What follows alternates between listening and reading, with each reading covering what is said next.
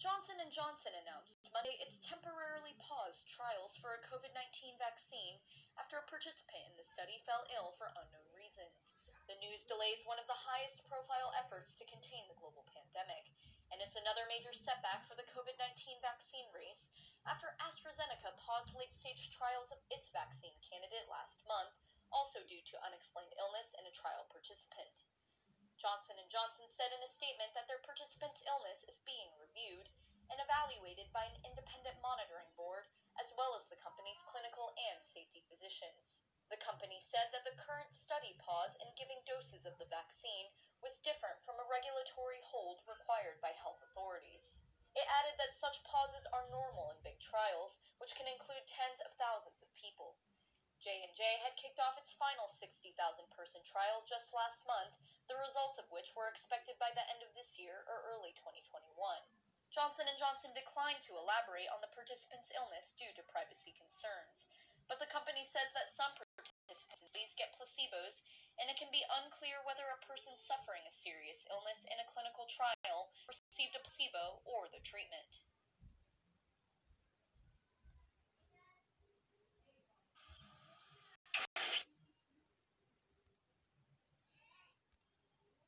Services.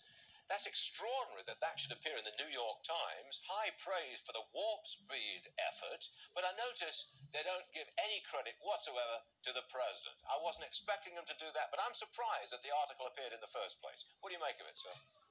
Well, it's a remarkable concession that President Trump's leadership of Operation Warp Speed is delivering results, and it's going to give us so much hope for the future. I mean, this was President Trump's challenge as a leader. He said those normal timelines that drug companies have are not acceptable.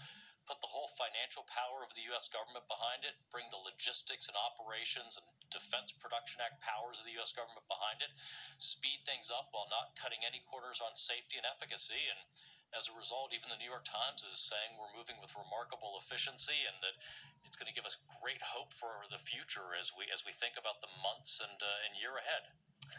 I hope they don't retract it. Okay, Mr. Secretary, I'm being facetious, I know, but I can't resist. Johnson & Johnson pausing their vaccine trial.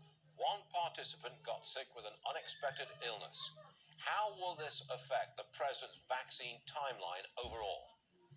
So it shouldn't impact our timeline at all at this point.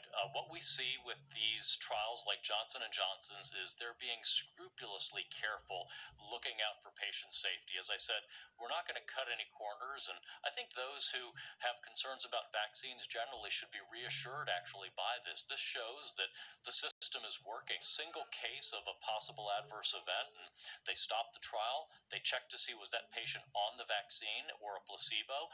Is there a reason to believe there's a connection between whatever that individual suffered and the vaccine? And this is quite common, especially in vaccine clinical trials, and they usually get resolved rather quickly. But we are proceeding ahead. We've got 6 vaccines that we've invested in or contracted with. We've got 2 that are almost completely enrolled in terms of their phase 3 trials, and we'll hope to get data relatively soon. Can you give us a big picture update on the state of the race for a reliable and distributed vaccine? Where are we? Yeah, so as I mentioned, Pfizer and Moderna, the company you were just talking about, they are almost completely enrolled. At this point, it's really just a matter of waiting to see if they get enough events. So they need people in those trials to actually get COVID, and those need to be people who didn't get the vaccine. And when enough of those people get COVID who didn't get the vaccine, there's a kick out from the Data and Safety Monitoring Board of the data to the company and the FDA. That could happen really in the next several weeks to months. It really just depends on the course of the disease and those trials. What we're doing at the same time is manufacturing those vaccines.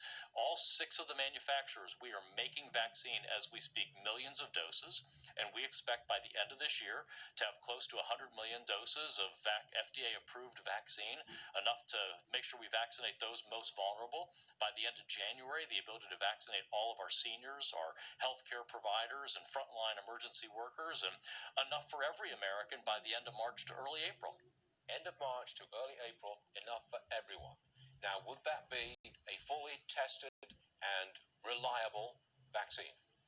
These would be vaccines that have made it through FDA's processes, their independent career scientist judgment that they meet the statutory and regulatory criteria for use by the American public. So I think the American people should feel very reassured by the multiple levels. There are at least 5 different independent checks here